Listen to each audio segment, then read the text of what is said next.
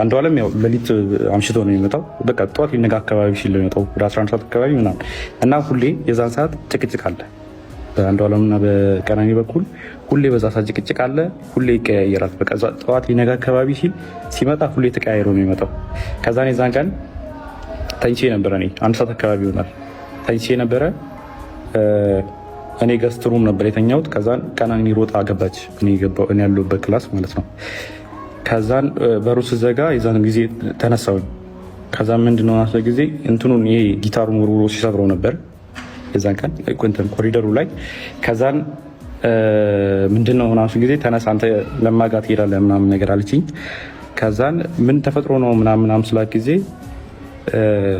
ከዛን ሽጉጥ አቀባበለ አንዱ አለ በሩ ጋር ቆሞ ማለት ነው። ከዛን እኔ ላናገረው ናሱ ጊዜ ከዛን አይሆንም የሚመታሃል ምናምን ብላ እሷ አይተኩስም አንተ ተረጋጋ እኔ ያናግረዋለሁ እንዳትገባ በመሀል ብላ በሩን ከፍታ ወጣች። ከዛን ሽጉጡን ፊቷ ላይ ደቀነባት። ከዛን የሆነ ፎቶ አሳያት። ይህ ፎቶ አንቺ ነሽ አላት። እሷን አይደለሁም አለች። ከዛን እህቱን አሳያት። መጽሐፍ ቅዱስ ይዛ በጣም ማለችለት። እኔ አይደለሁም እናቴ ትሙት ምናምን ብላ ማለችለት ቀነኒ። ከዛን አንቺ ነሽ ምናምን አላት። ከዛን ወደ እንትና ዞረ ሚጣ ጠይቃት። ሚጣ እሷ አይደለችም ምን ሆነ አንዷ ማለት ነው። ከዛን እኔን ጠይቀኝ እሷ አይደለችም ስለ ጊዜ ከሷ ላይ ይዞ የነበረውን ሽጉጥ ወደ ሸተሩ አዙሮ ሸተሩ ላይ ተኮሰዋል። እሱንም ፎቶ ላደርግላችሁ እችላለሁ። አሁን ምናልባት ላላገኘው እችላለሁ። ካገኘሁት ግን አስቀምጥላችኋለሁ። ከዛ ቀጥሎ እያንዳንዱ ነው ማሳያችሁ። ከዛን ይሄኛው ፎቶ አለ። ይሄ ፎቶ ማለት አንዱዓለም ጎሳ በኢሬቻ ኮንሰርት ላስት ታይም ያደረገው ከዛ በኋላ ከተመለሰ በኋላ በሆነ ብር ምክንያት ከሌላ ሰው ጋር ተጋይቶ በሱ ሰበብ እሷን ሊደበደባት። ይሄ ፀጉሯን ማመሳሰል ትችላላችሁ። የዛን ጊዜ የነበረ ፎቶ አለ።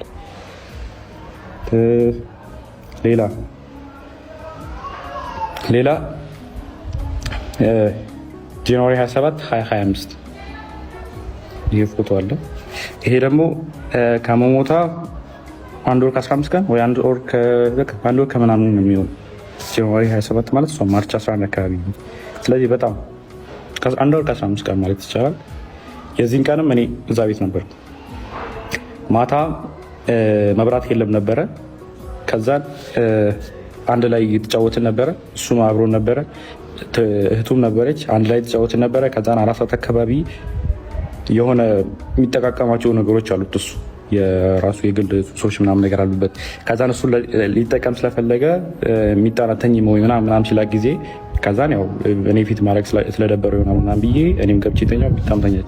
ከዛን ወደ 10 ሰዓት 11 ሰዓት አካባቢ መሰለኝ በጣም ጭቅጭቅ ሰማሁ እና እኔ ሚጣ ክላስ ነበርኩበት። ከዛን ከሚጣ ክላስ ወደዚህ የሚጠቀም ገስሩሙ አለ። ከገስሩሙ የሰራተኛው ከሰራተኛው ነው ሳሎን ቤት ያለው። ከዛን ጭቅጭቅ በጣም ይጨቃጨቃሉ ምናምን ነገር ስለምን እንደሆነ በደንብ አላውቅም፣ አልሰማሁትም። ግን ጭቅጭቅ የሆነ የጭቅጭቅ ድምፅ ሊሰማኝ ነበር። ከዛም ተነሳው በጭቅጭቁ። ከዛም በመሀል አልገባም ብዬ ለረጅም ሰዓት ቁጫል። ከዛን የሆነ ሰዓት የሚወድቅ ነገር ሰማሁ። ከዛን የዛን ጊዜ ከፍቼ ስወጣ ቀጥታ በኮሪዶሩ ላይ የነበረው አንዱዓለም ነበረ። አንዱዓለም እንትን አለኝ ነው ግድት በመሀላችን እንዳትገባ ምናምን ብሎ እኔ መልሶኝ በሩን ቆልፎ የሚጣ ክላስ ውስጥ ነበርኩ። በሩን ቆልፎት ከዛን 5 ደቂቃ ምናምን ቆይቶ መጣና ከፈተው። ሂድና ናግራት አለኝ። ከዛን በሩ ጋር ሲሄድ ጥርሱ አካባቢ ደምቷል። ከዛን ጥርሱ አካባቢ ደምታለች። ወርቃ ዝም ብላ እያለቀሰች አይደለም፣ ዝም ብላ ቁጭ ብላ ነው። ከዛን ሚጣን ቀሰቀሳት። እዛ ሚጣና እኔ ወስደን እሷ ሚጣ ገስትሩም ለእኔ ለቃልኝ ነበረ የእሷን ክላስ። ከዛ እሷ ገስትሩም ነበር የነበረችው። ከዛ ገስትሩም አስገባናት ከሚጣ ጋር። ከዛ በኋላ እንደዛ ሆና እኔ ስታይኝ ማለት እኔ እንደዛ ሆኜ እሷን ስላየኋት በጣም አለቀሰች። እኔ እንደዚህ ሆኜ እኮ ምናምን ብላ መልቀስ ጀመረች ምናምን ነገር። ከዛም በጠዋት ተነስና ሂዳለች። ከዛም ወደ 11 ሰዓት አካባቢ ይሆናል የዛን ሰዓት።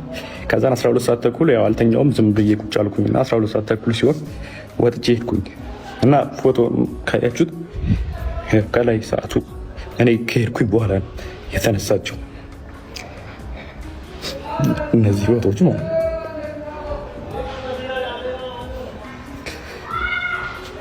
ሌላ ደግሞ ስለ እንትኑ ጉዳይ እሷ ከመሞቷ ከሳምንት በፊት እንትን ምርመራ አግታ ነበር፣ የመካንነት ምርመራ ማለት ነው። ይህ ያደረገችው ይኸው ፍራይዴ ማርች 7 አርብ ቀን ማለት ነው። እሷ የሞተችው ማክሰኞ ቀን መስለኝ እና ቀኑ አለ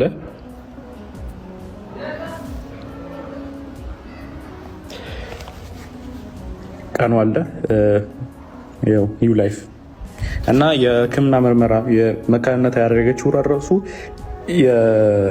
ኦልሬዲ የአቃቢ ሕግ የሰጠው ወረቀት ላይም ተጽፏል። በተደጋጋሚ ሆዷና ልቧ ላይ ተረግጣ ሐኪም ቤት ትመረመር ነበር እና ዶክተሮች ጠይቃት ሰውን የረገጠኝ ያለችው የሚል መልስ ሰጥታኛለች ብለዋል። ይሄ ወረቀቱ ላይም ተጽፏል፣ እንትን ላይም አለ። ለዛ ነው ይህን ምርመራ ያደረገችው ራሱ። ከዛን ይህ ምርመራ ደግሞ ሰኞ ቀን ማታ ሰምተውታል። እናትየዋ ራሷ ስትናገር ነበር። አንዷለም እናት ስትል ነበረ ደውላልኝ እኔ እኮ መውለድ እችላለሁ አለችኝ። ከዛን እኔ እንደውም ለካስ ልጄ ነው ወይ አልኳት ብላ ራሷ የአንዷለም እናት ስትናገር ነበረ። ከዛ ሲቀጥል ደግሞ ስለ